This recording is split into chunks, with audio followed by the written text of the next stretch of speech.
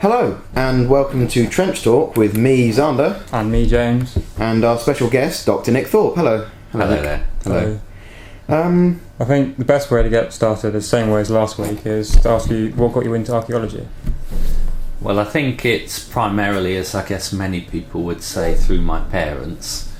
They weren't particularly interested in archaeology as such, but they were interested in historic buildings and sites and so on, which I used to go to as a child. And also my older brother was interested in history, although modern history.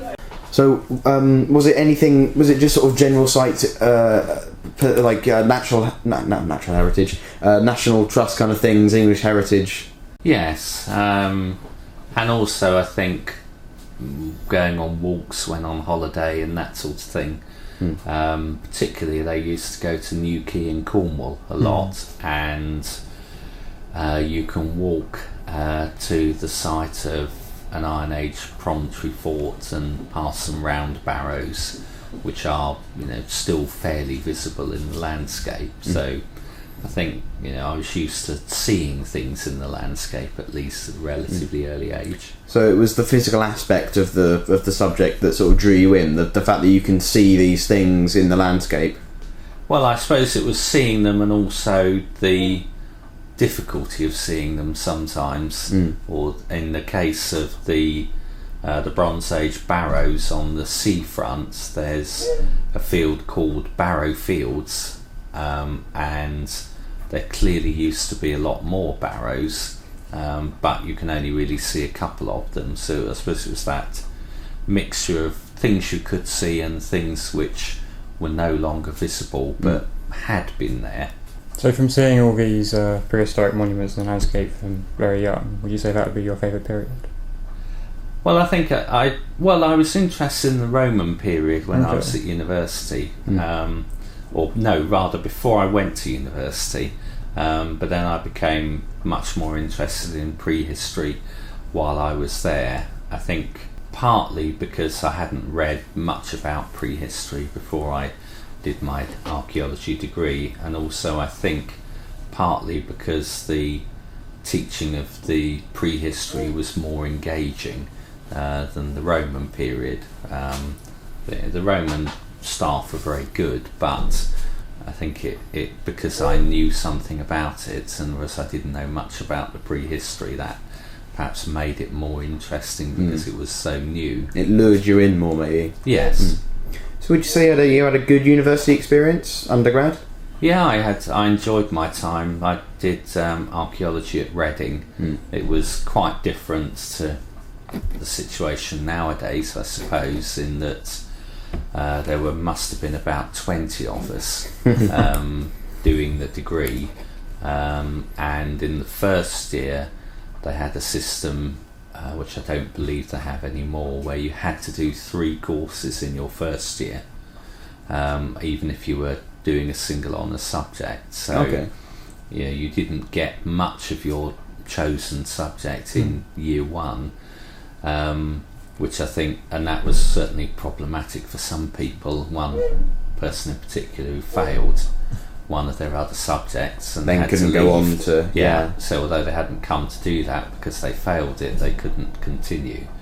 But I did enjoy it. I think having a smaller group meant that you probably got more access to staff than you would have done in a much bigger institution. The size of the department at Reading at the time was similar to ours now, half a dozen staff. So I suppose a bit smaller than we are. So I think that did make for if you were the sort of person that enjoyed discussing things with the lecturers, then it was good from that point of view.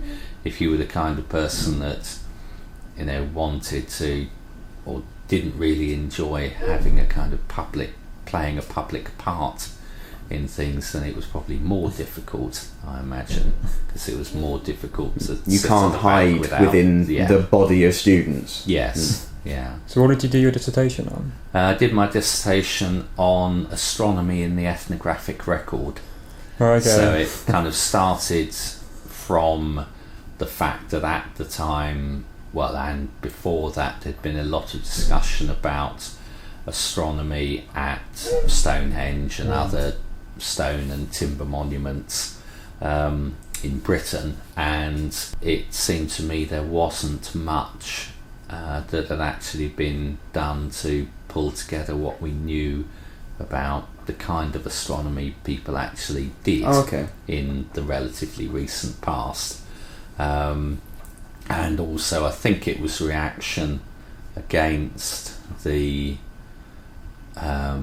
some of the work on the prehistoric astronomy, which seemed to take the line to me of, well, if I was an astronomer sent back in time, how would I carry out the kind of astronomy? So it wasn't so much taking on an approach of putting yourself in the shoes, more just sort of, this is what I know, so I'm going to try and apply. I'm trying to apply what I know to these monuments, rather than how could I achieve the most accurate possible measurements for things and so on, where actually it wasn't, to my mind, at all clear that people at the time were necessarily interested in producing incredibly accurate observations. So what I did was to spend a lot of time in the library, particularly in Oxford, going through 19th century accounts of various different societies around the world, which had been studied by anthropologists or recorded, or in some cases recorded by missionaries and so on, and looked at what they actually did and what kind of things they were interested in, and how, if they did do observations, how did they actually do them? Was there any kind of permanent record that would get left behind of a kind that an archaeologist might actually be able to spot? Okay. Did you carry on that work into Masters and PhD, or? No, I didn't. Well, only in a small way. I mean, I went from doing my undergraduate to doing a PhD straight from one to the other, partly because there weren't really that many master's courses available at the time, and I got a grant to do that. So I did my PhD at University College London, but in the anthropology department rather than the archaeology, although it was an archaeology thesis, because there were archaeologists working within the anthropology department. So it was more sort of intermixed kind of. Yeah, so I mean it was interesting because it meant that there were people doing all kinds of completely different things, all sort of mixed in together.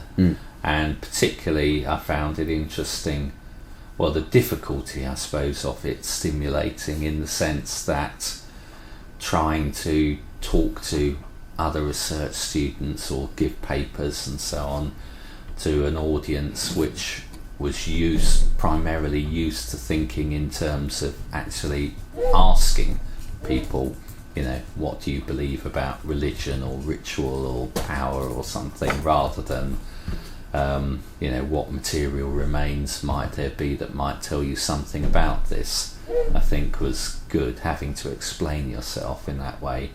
So I did the PhD on Neolithic and early Bronze Age Wessex and Yorkshire, a sort of comparative study. So the astronomy stuff, came in to some extent as part of the kind of wider things picture. Obviously like Stonehenge or to coin the overused site, but well, that, but also I did some work, for example, on looking at the orientation of burials in the Bronze Age to see if there was a pattern of people being, say, the heads pointing east or west or whatever, and there were patterns, not amazingly clear cut, but then at the time, so we're talking about the 1980s, at the time, of course, there were relatively few radiocarbon dates available, and those that there weren't particularly accurate.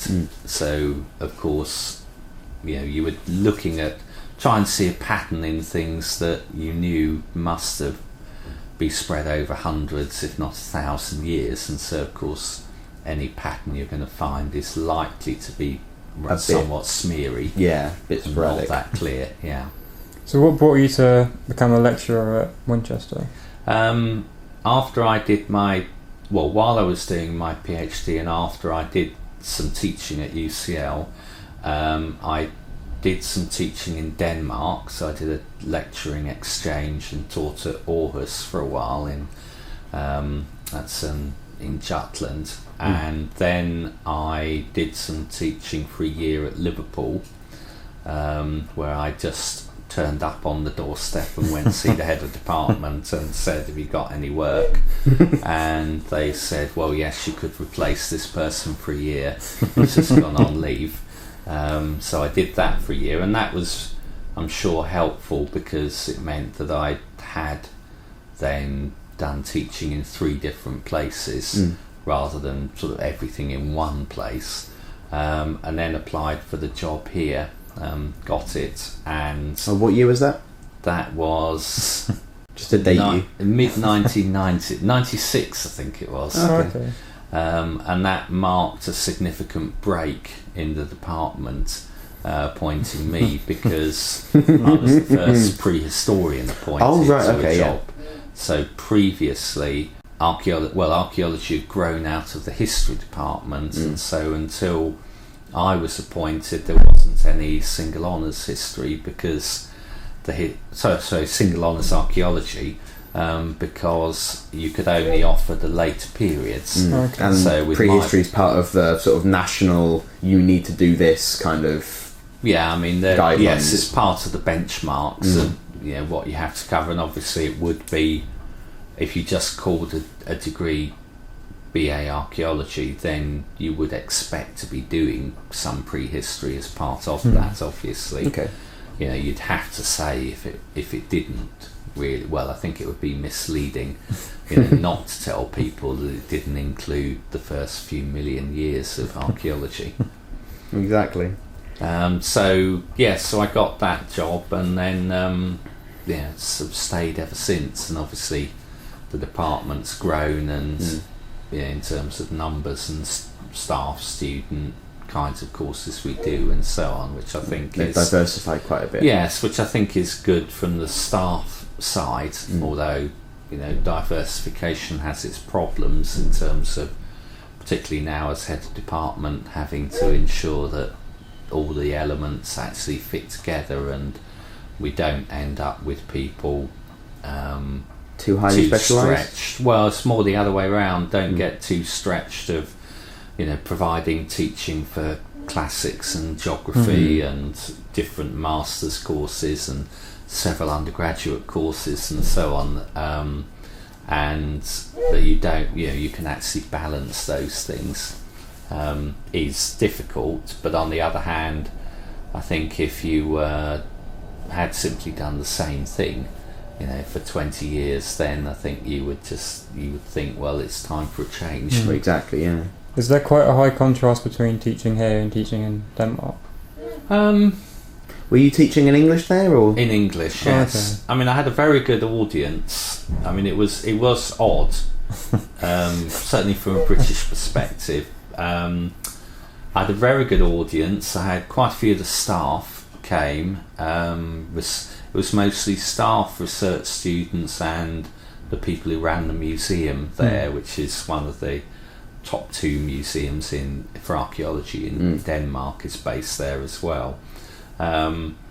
So I did a series of lectures on, I suppose it was kind of British prehistory from the Mesolithic to the end of the Bronze Age, and I looked at issues that I thought would be of interest because you get either the same or similar kind of things there. And what was odd about it was that it was very hard to have any discussion, because there's very much a feeling in Denmark that, which is changing a bit now, but it's still there to some extent, that you need to ensure that what you're doing is being done with the agreement of others. So that there was it's very hard to get them to criticise. Oh right. Or okay. debate. So it's overly polite. Yeah. Almost. So I had a final session which was meant to be a kind of discussion rounding the whole thing up, and it was impossible because I started by asking one person what they thought about a particular issue, and we talked a bit about that between us. Then asked somebody else about something else, and they said, oh well, I'll let so and so talk on his particular causeway enclosure he's excavated, and then I'll say something about my one. And you couldn't actually get anybody to comment on what anyone else had said, because that might involve disagreeing with them. But then I gave up, and we had a discussion about the nature of Danish archaeological education in universities, and we had a good debate about that, because it wasn't anybody's particular thing, and no one could be offended to say what you thought. And in fact, they'd never really talked about it, because it was just one of those things that was simply a given. It was the way you did it, and that was that. Okay. So I think, yes, it was quite different. I mean, I see my role in Scandinavia, because I still do work I mean, at the moment I'm examining a PhD for the people in Aarhus, and I've done work in Sweden and Norway. I see myself as a bit like a jester, I suppose, in that as an outsider I can say things that an insider can't say.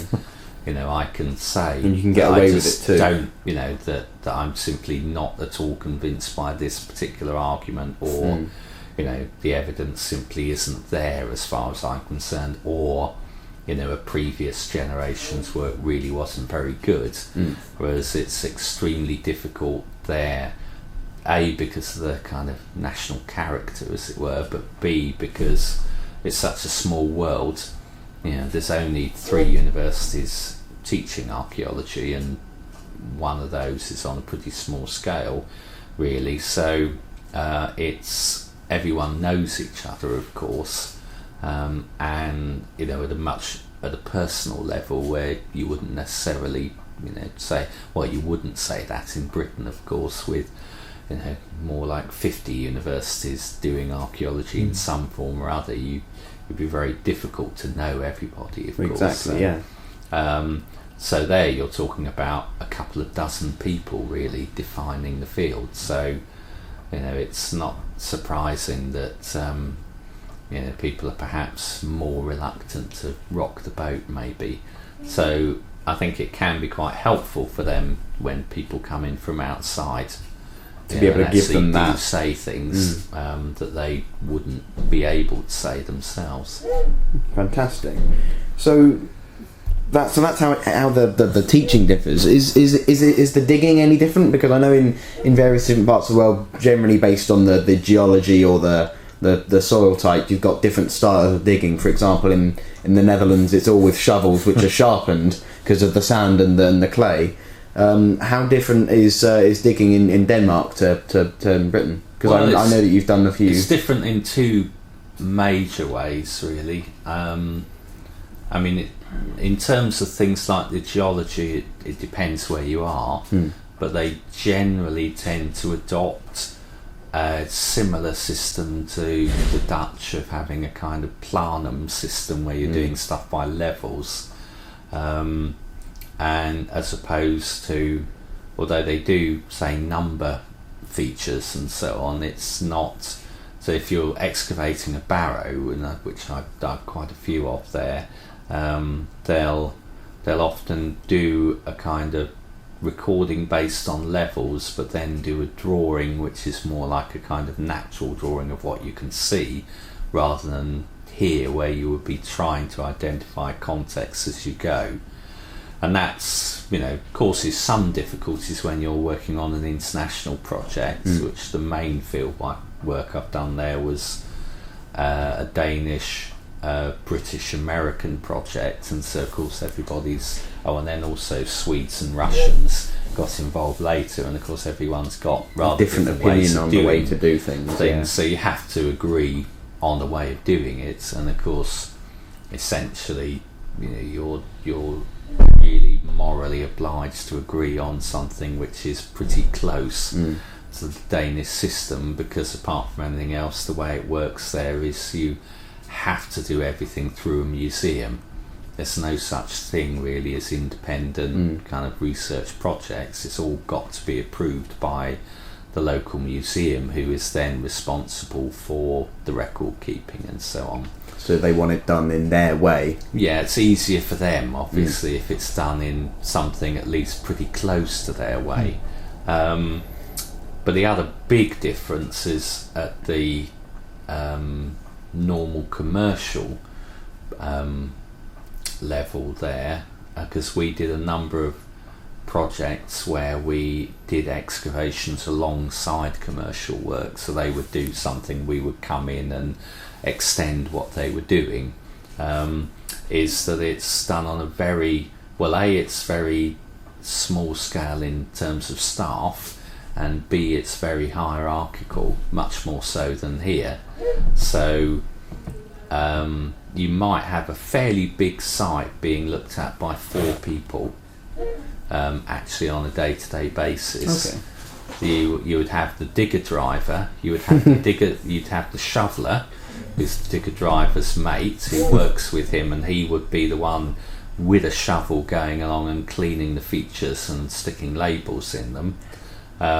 He would not be deemed to be an archaeologist and wouldn't have an archaeological degree, and then you would have maybe a couple of archaeologists working on the site who would do the actual excavation of features and recording and so on, and then you would have someone from the museum who would come along twice a week to make sure see how they're getting on. Who would also be running other projects potentially at the same time, so of course can't be there all the time physically anyway. So that's ties in with their normal method, which is digging a series of long strips by machine, and of course works for some things, but tends to result in fairly similar kind of results every time. So what it tends to be is you put a strip in and you try and find post holes, and then you maybe widen it out a bit and find the house, and then you would probably date the site on the basis of the shape of the house, which it does regularly change there, but of course you tend to end up with very few finds because they're mostly in the topsoil, and you strip that off, of course. So the other big thing that's different is that there's the way the funding works tends to be very much focused towards the front end of things. So there's money for excavation, but normally no money from developers for publication or analysis or publication. So you end up with this rather odd situation that it tends to be the more unusual sites are the ones that get published, because they're the ones that you can raise money for from other sources to look at the animal bones, let's say. Okay. So it's actually quite difficult to get an idea of the typical to see how the unusual is really that unusual from outside. I mean, people locally, of course, just kind of know. If they've got experience, they know what these kind of sites normally look like. But in terms of publications, it's quite difficult to make that out, really. So what was your first excavation? That was excavating on a Roman road site, near to where my parents lived when I was 17, with the Non-Such Antiquarian Society, who were a local amateur group who dug bits of Stane Street, as it was, here and there, sort of every summer. And that was that was interesting. It was not very exciting archaeology, but on the other hand quite good as a first thing to do, because of course you can't miss a road. You can't miss a road, and it's fairly clear what the various features are going to mean. And from memory, I don't think we found anything unexpected, so we didn't find anything under the road, say. So it was quite good from that point of view. I don't think it's ever been published, though, which obviously is the the difficulty with amateur groups in terms of actually being able to grind things through to the end and get them published. And then I did some work for the Museum of London before I started my degree, so I worked for them for a while, bit on site, and then quite a bit working in the labs and doing finds and that sort of stuff, which was useful. I think I found working on site quite difficult because of the nature of, I suppose the sort of dual nature of very complex stratigraphy and very truncated material. So we were digging on sites where there were very different levels across the site because of the depth of Victorian basements or no basement, and so actually being able to make visual sense of it was very hard, I felt, particularly as your kind of first major excavation. And also the museum was very keen on single context planning, so if you weren't used to actually if you weren't that experienced, as of course I wasn't, in terms of finding the edges of context, it was quite tricky to do that. A baptism by fire. Yeah, and I think that was, I suppose there was, it seemed to me anyway, that there wasn't much attention given to people down at the bottom, such as me, because there were always plenty more people coming along, and of course a lot of us were, some of us were similar to me, just doing it over the summer before they went to university. Course, so you weren't that, it was clear on both sides you weren't going to carry on working there. I mean, you might obviously come back again after you finish your degree. So yeah.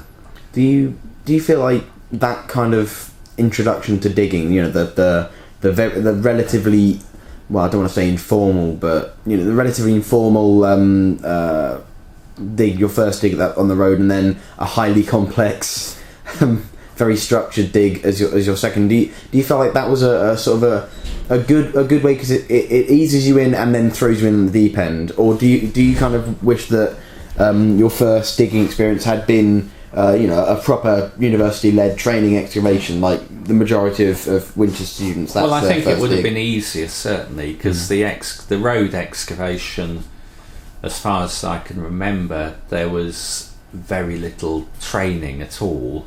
You were essentially doing what somebody told you to do without much in the way of explanation as to why you were doing it this way rather than another way. It was just, this is going to be there and that's therefore you carry on till you find it sort of approach. So I think it's I suppose it's been useful in the long run in terms of thinking about how to ease students into excavation, because some things are just very difficult if you've not done them before, in terms of things like, say, feeling the difference between contexts as you're troweling them and so on. I mean, that is hard to do without experience, or seeing slight colour differences in something like sand, for example, where of course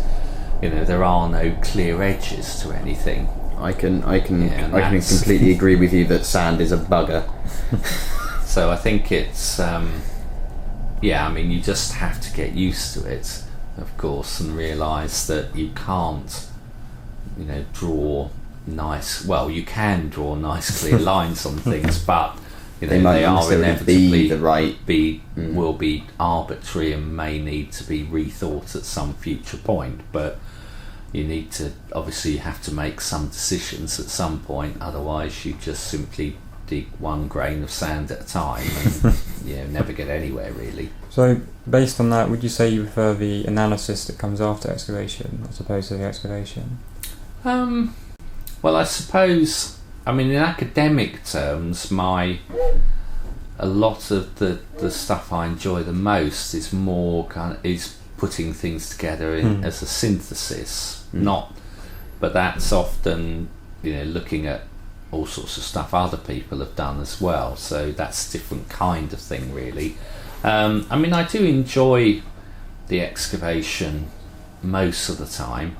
I enjoy the actual excavating. What I should imagine none of us enjoy so much are, where you've got lots of other things alongside that you're also trying to deal with, like paperwork, campsites and that kind of stuff, and food and issues we had when we were excavating Somerset about eating in pubs where the pub had been paid in advance, and therefore of course there was an incentive for them to sort of scrimp over time so they made more profit. Exactly. Of course you were a captive audience, and you didn't necessarily even have the kind of stick to hand of being able to say, well, we'll eat somewhere else next time, because sometimes we were only planning on being at that place for 1 year, so of course it didn't really matter to them if they annoyed a bunch of people who weren't going to come back anyway.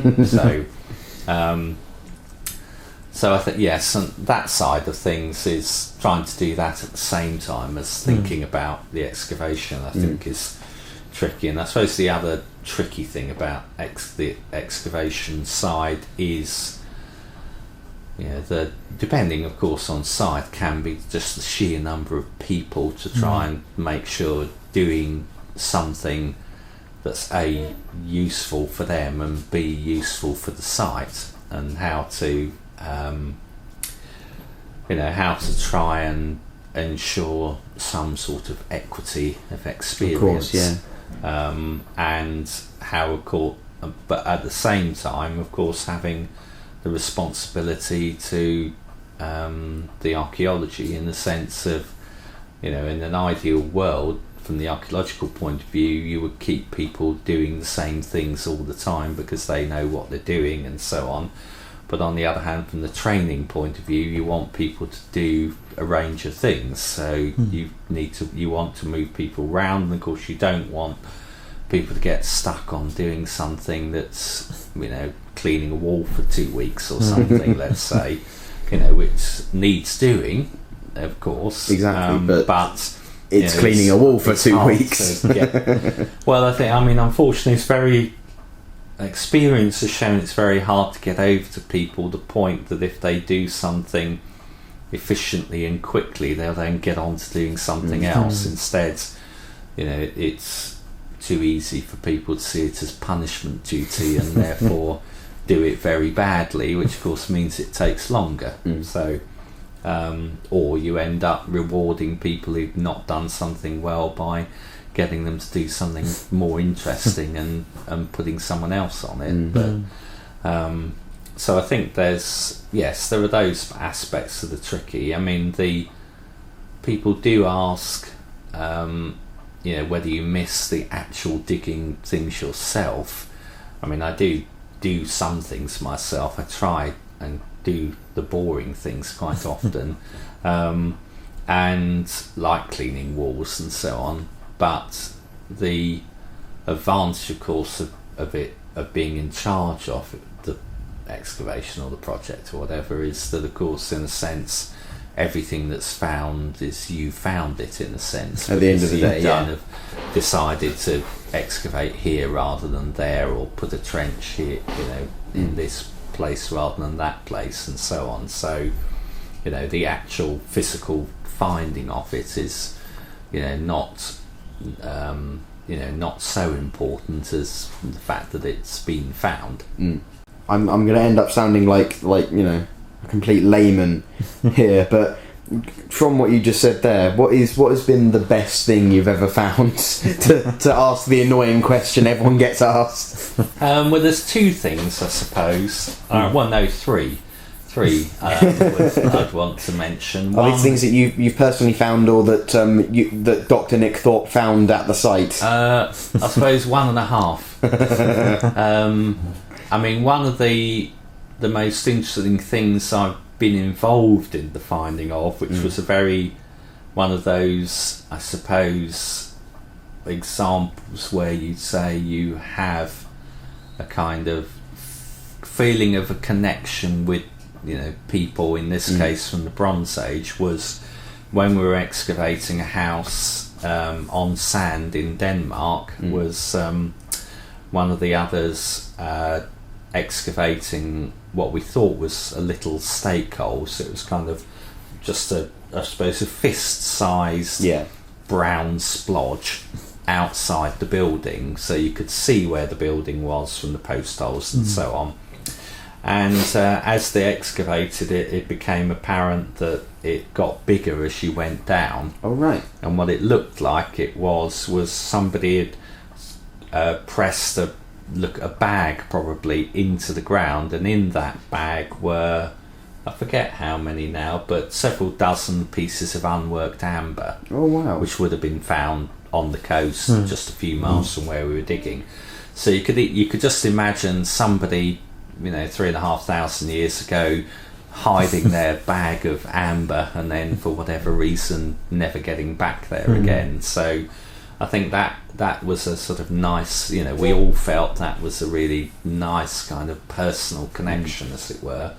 And then the other two things relate to one particular site. One was the finding of it, which was actually found by the person I was working with's dog, who went after a rabbit on the edge of this field, and went down, dug out the rabbit burrow, and you could see stone walls in the side of the rabbit burrow, which turned out to be a late Neolithic settlement. That's which we fantastic. then did some excavation on, and I think it was at the end of the first season, I was just staying on with Colin, the other person in charge. Well, it was his site really, I was helping him, and we were the only people left. Everyone had already left the island. We were working on Orkney and on mainland Orkney, and the farmers, one of their sons was backfilling the site, with a tractor with a bucket on the front, and he hit a big stone and shifted it with the blades, and we went, just dumped it on the side of the field, and then we went back the following day just to check that he'd finished off, because it was chucking it down with rain, that it was all looked level and they would be happy for us to go at that point. And it turned out that the rain had washed the surface of the stone and revealed some Neolithic decoration on it, and we couldn't move it because it was about, I think now, 1 metre and a bit long and 1 metre wide and so on. And we went to the farmers, and the youngest farmer's son just lifted it up on his own, so he was enormous. They were very keen on the excavation because particularly the farmer's wife saw it as a potential opportunity for her two sons to meet some nice girls who would be attracted to the farming way of life. Yes, he just lifted this up, and we took it straight off to the museum in Kirkwall where it's on display. So that was a kind of nice, the sort of equivalent of what you read in the newspapers of stumbling across something, because it was just a big lump of stone with a lot of mud on it when it came out of the ground, and luckily the face that was up, it had been dumped with upwards, was the one with the decoration on it. Otherwise we might have seen it the following year perhaps, but we certainly wouldn't have seen it so quickly. I love that both of those are accidental. But I suppose that's a good nod to the accidental nature in a sense of archaeology. You might put your trench in a foot to one side of the best find you'll ever have in your life, and it'll be just in. I can see something in the trench edge there. Oh well, we can't go after it. and then it turns out that's Excalibur or whatever. Well, I think when people ask me what's so interesting about doing archaeology, I normally reply, well, I suppose I tend to give two replies. One is the kind of mixture of inside and outside work, I suppose, and the other one is the kind of similarity with detective stories, which is the sort of my main reading matter. Because of the notion of kind of clues left behind and so on, which various people have written about as a comparison, but particularly, it's the unexpected, that you really don't know what you're going to find, and that, all sorts of things have turned up on sites I've been working on of completely different periods to the ones that, the main expectation will be, or sites of the whole site's turned out to be something quite different to what we thought it would be. So I think that's that's what makes it interesting, and of course, and I think it's what in a way determines a good archaeologist is one who's flexible, and is able to cope with the fact that things aren't necessarily going to turn out exactly how they want. Yeah, quite, and that of course you need a breadth of interest. So you might, for example, like we've been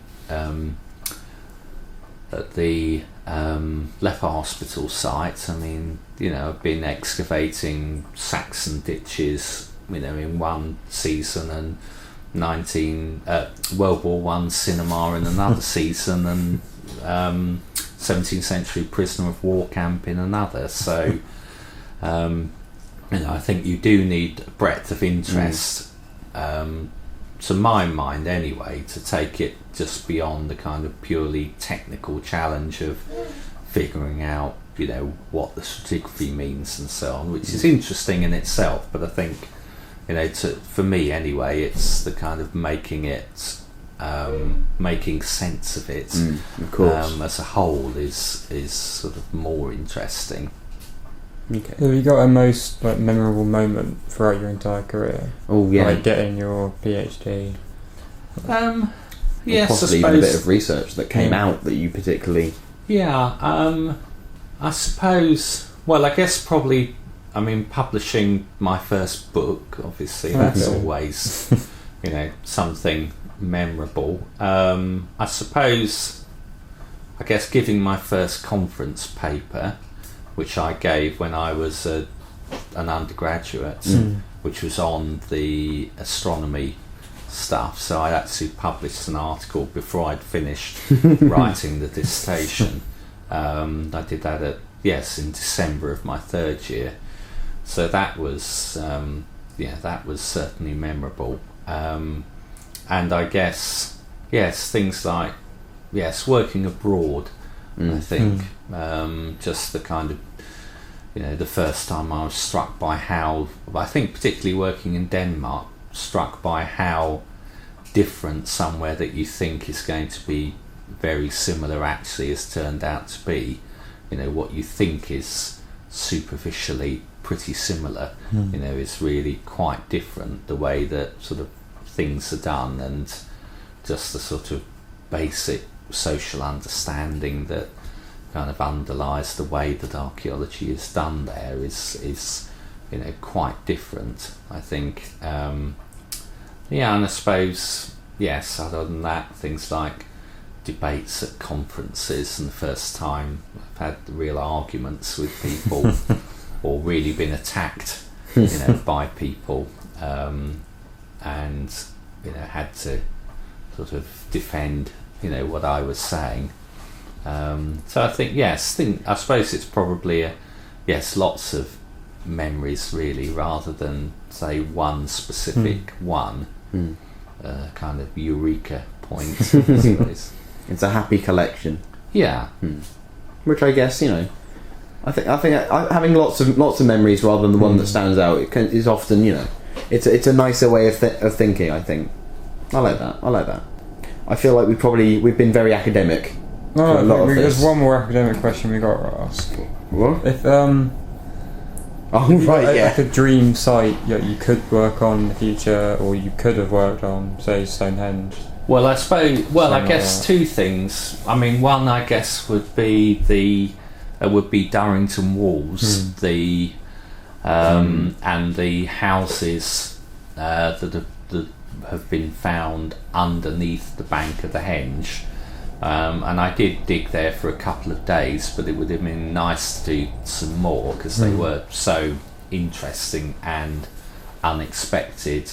But I guess having worked in Orkney, the sites that I'm sure all of us who worked there would have liked to have worked on was Skara Brae, because the conditions of preservation were so good, and it was such a unfortunate missed opportunity, back in the 30s, because it was mainly cleared by workmen with a small amount of recording being done, and the with the walls standing several feet high, of course, potential of at least a very unusual, if not unique, kind of insight into the way that people lived their lives at that time. So I think, and particularly having excavated on, a similar site, but one where the walls survived 2 courses high or 3 at most, and of course many and most interesting things at Skara Brae features in the walls, like niches and so on, that you simply wouldn't see, obviously, if you've only got 3 courses of walling. So that would be, something like that, because I think certainly prehistoric settlement in general is the thing that's often we just don't know enough about. We know plenty about what happened in ceremonial life and what happened to the dead, but not enough at all about how the living lived their everyday lives. So you definitely prefer the living then? Well, I mean, most of the stuff I've done tends to be about the dead, but then that's, I guess, to some extent for sort of practical reasons, really. So, I mean, stuff I'm doing at the moment, I'm writing this book on the archaeology of disability, and of course the nature of the available evidence is such that the vast majority of that is looking at skeletal evidence and then looking at things like how somebody with a visible disability, was it actually a disability, at least in terms of how they were buried, were they buried separately or on the edge of a cemetery for later periods, say, or the only burial on a site from the Iron Age, that kind of thing. And of course it's very difficult to say an awful lot about how they were treated during life, apart from looking at the skeleton again and seeing, were they well nourished otherwise, little things here and there on the bone, would they seem to eat properly and so on. So I think that's, I think by its very nature, for a lot of prehistory you do end up having to look at burial evidence, but on the other hand always try and remember they were alive. Yeah, they were alive, and of course what you're looking at is a small selection of the living population ending up as the dead population, and them being treated in possibly all sorts of different ways before they actually end up getting buried, which of course mean that you can't simply read off the living from the dead. Quick question: when is that book coming out, so that our listeners can snap it up as soon well, as it should be. I'm hoping to finish it early next year, so either at the end of next year or the beginning of the year after. And I'm hoping or planning to apply for some money to try to do a more popular version of the same research that would be based around a series of kind of reconstructions of individuals' lives who had different kind of conditions of one sort or another, So the first one would be more academic and the other one more popular, and I hope with that to make connections with, say, advocate groups for different patients, and so patients with various different conditions and so on, and as sort of positive examples, of people in the past living with these conditions. I was trying to bring it big, less academic for towards the end of this, and we went very, very heavy. Do you have any nicknames? Oh yes, that you know of. Amongst you've had a student body at uni or. Well, for one thing, Nick is a nickname. Oh, okay. It's not actually my original name. Is it Nicholas or Ian John? Oh, my name's. What? I did not see that coming. As an undergraduate, because there was somebody else who looked very similar to me, who was also called Nick, who strangely was my predecessor in charge of entertainment for the university.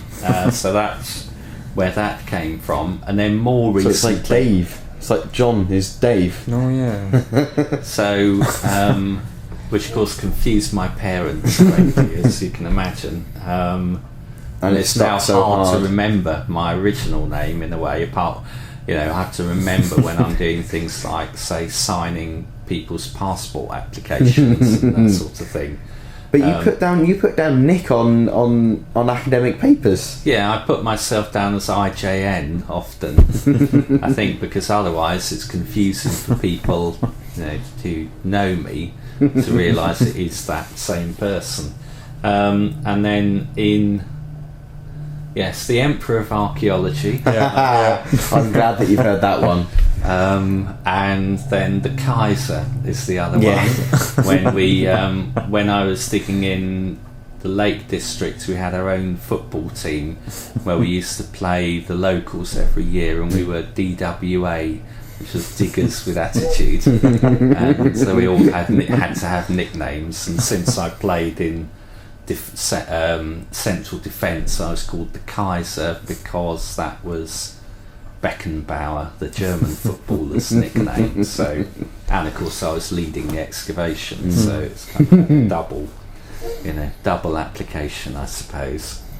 Yes. Do you know any others that you might have with the students here? I can't think of any. I know at some point someone who now works in administration used to call me Thorpedo. That's Tom Thea. I think that's Tom Thea, and I was going to mention that. Somewhere else. Has he? Yes, Claire Lorraine, who was one of our students, who now works for the Vice Chancellor and also does the administration for Arca, the consultancy. That she used to call me that, which never bothered me, but I think it might be, it's possible. I think it's a reference also to Ian. No, is he Thorpe, the Australian swimmer who won umpteen gold medals? Because I think that was his nickname as well. Who I don't think is any relation. Although one of my father's relatives was advised by the magistrates to emigrate to Australia rather than go to prison, so it's possible there's some relationship there. Oh, fantastic. I think we got to ask this one. When ArcSoc go on night out, what do you think we all get up to? Well, I assume you drink. Never. Archaeologists having a drink, unheard of. And I imagine you complain about the staff. I don't know. Do we? I don't think we do. I can't recall. I remember in my first year getting quite angry about a mark I was given by Keith Wilkinson, and which I've come to the conclusion of that it was very right that he failed me because it was bollocks. But I do remember drinking angrily about that. But I don't think we've ever really complained about staff further than.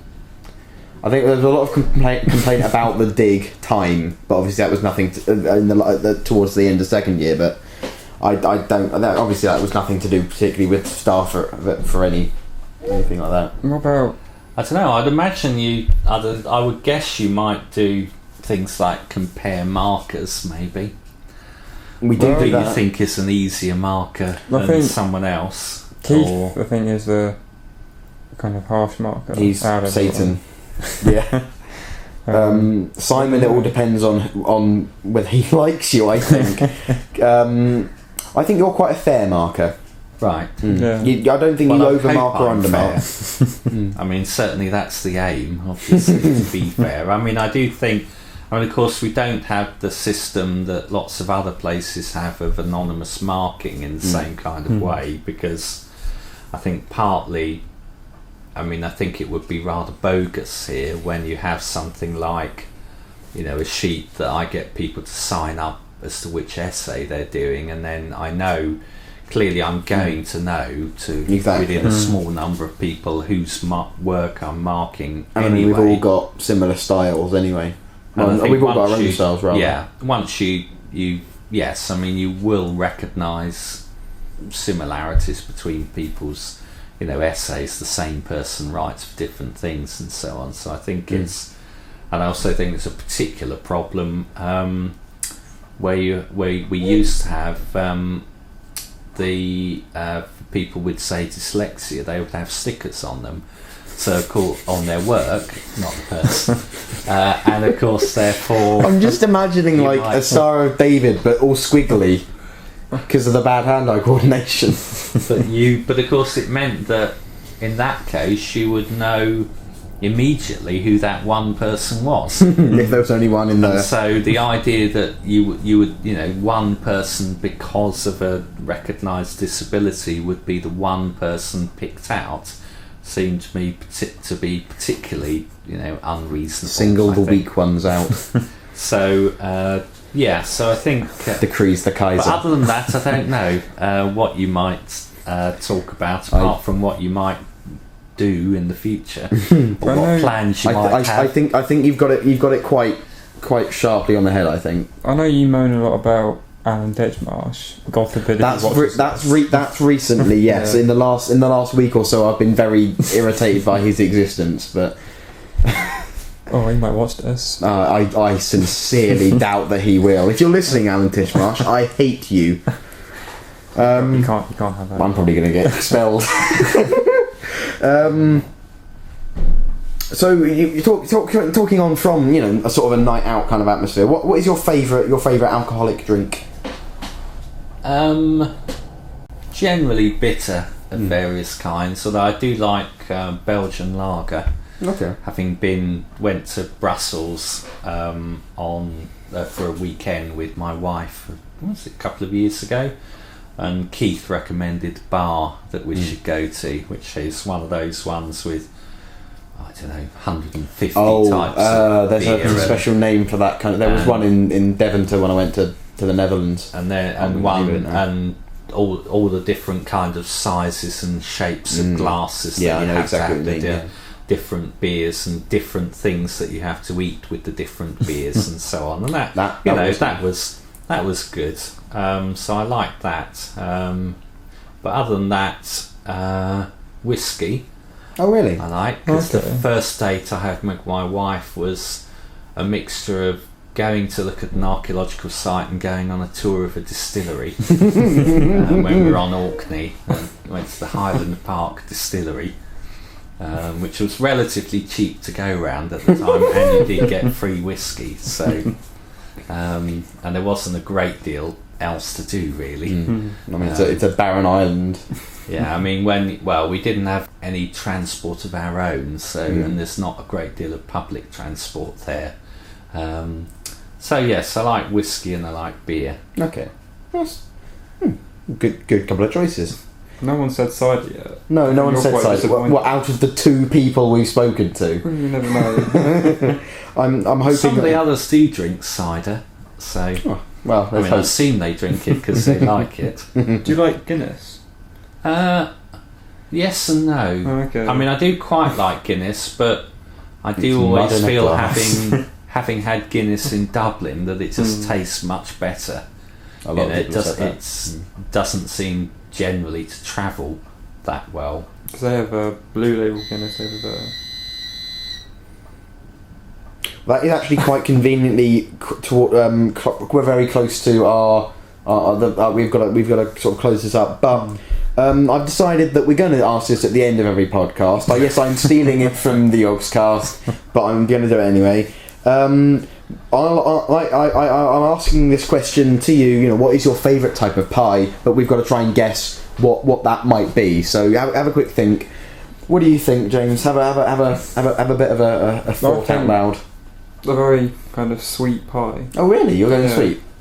I don't know pie like we learnt last week. You need to brush up, as I've decided this is now going to be a regular feature. Okay. So you're saying a sweet pie? What kind of? I say sweet? Well, I don't know. I don't know pie. Well, what, a fruit pie or? Because I'm going to say fruit. No. Well, what you have a thing? Try and remember what sort of pies. I'm going to go the opposite. I think it's a savoury pie. I think it's quite traditional. I'm going to say steak and ale pie. Okay. No, I'll stick with sweet. Just sweet pie. Very broad. I have a better chance of winning now. So. Okay. All right. Well.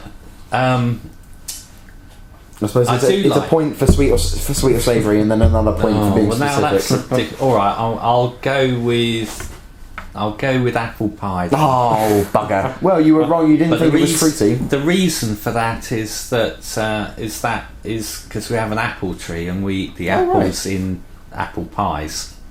So that's I think that's probably why it's my favourite. Partly is it's nice to eat something you've grown yourself. I think. I think that means that you're winning, I think, because Simon said apple crumble. No, he said rhubarb, didn't he? No, he said apple crumble. Oh, okay. Which we were including as a sweet pie, just about. Oh. And you said apple. I said apple pie, and you said not sweet. Sweet, but sweet, but not too sweet. I think you might have gone for a vegetable pie. I can't remember. But yeah, so that means you're equal. Okay. I'm still winning on the Keith game, so. Shush. It was. Have we got any further? Oh yeah. We've asked you a load of questions. Oh yeah. So is there anything you want to ask us? Anything? Anything at all? Any questions you want to ask us? Okay.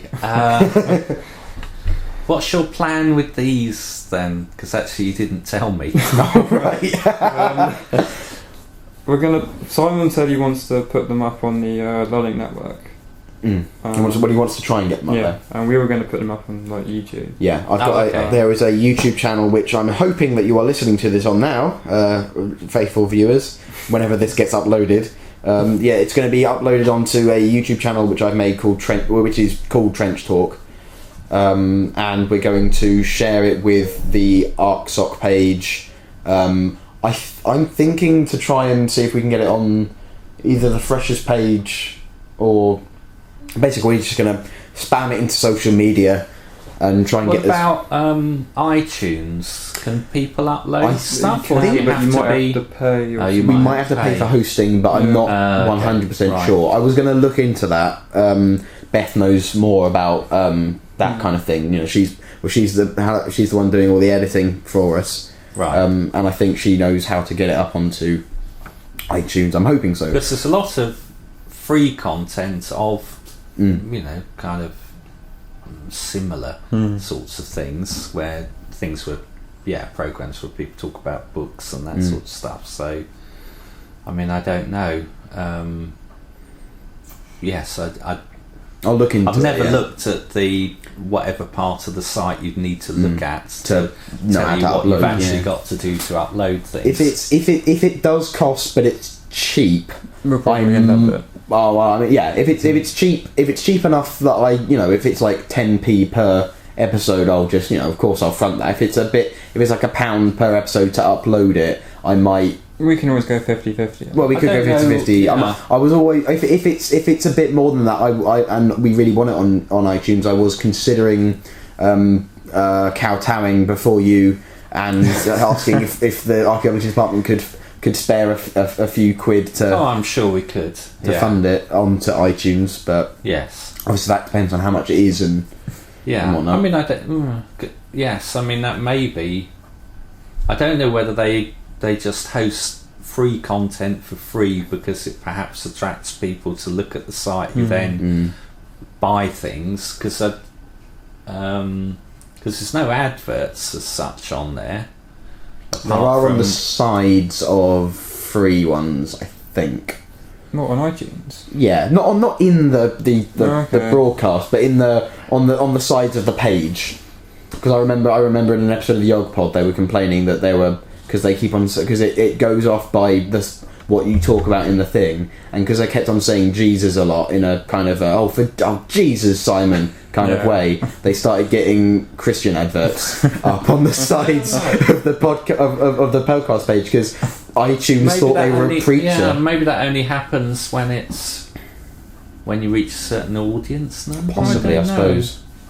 Because I do, I download podcasts from there for various things, or I think going back to the detective stories, there's various ones that upload kind of old detective stories from radio and so on, and they have adverts actually within the program, so the presenter will advertise something, which I guess I'd assumed meant that they weren't getting any money out of iTunes for it, but presumably can use the number of downloads and number of times people listen as a way of saying to a potential advertiser, X thousand people listen to this regularly, therefore it's worth giving me some money to advertise something. So yes, I don't. Well, I'm sure it says Trench Talk is open to sponsors.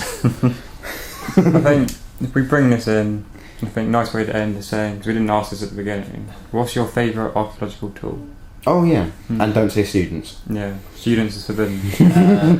I think mattock, okay. Because used well, a mattock, it's a nice, clean, quick way of digging. I must say that is the first thing that is the tool I see you most often using when you first around on site, and my favourite memory of you on site is 2.1 metres of chalk rubble, you'll be able to get through that in the next 3 days. Okay, Nick, would you like to start? Oh, okay then. And then you got through that much. I've put up my finger in a very small amount and then said, oh, well, I suppose you should probably just level it off at that level and leave it. And that's my favourite digging memory of you, Nick. That's a point. We're both running so much. No, when we what is the time? It's 12:41. Well, I'm going to have to stop because I need to A, get something to eat, and B, I've got the other people who didn't come to the meeting yesterday coming along in half an hour. Okay, that's Sorry, fine. got one final question then. Whatever it was. When we first year Mary Mag, we were told what trowels to buy. They said you had to buy a trowel that was forged with one piece of steel. If it was forged with two pieces of steel, it bends, it flicks. Oh, if it's got a rivet in it. Yeah.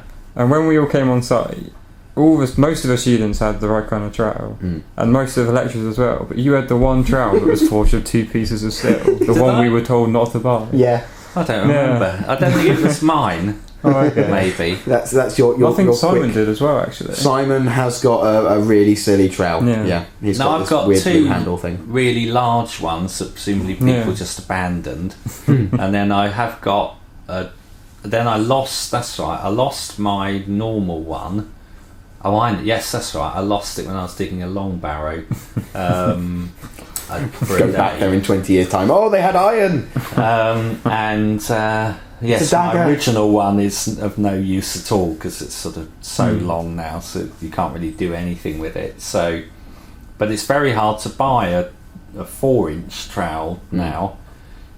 Seems to be all 5 or 6 inches, and so of course you just have to use them a lot, to actually wear them down into a kind of better size, really.